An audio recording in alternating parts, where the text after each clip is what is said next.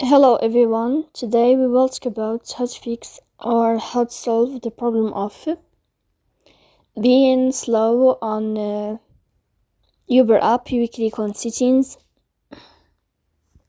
Here in this page, you can click on apps, default apps, app settings.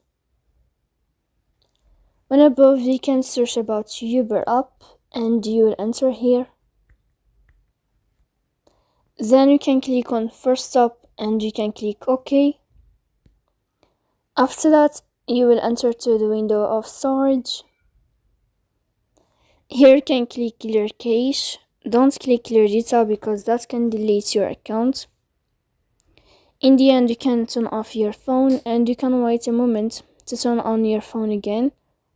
So please don't forget to support us by liking and subscribe. See you next time in another video.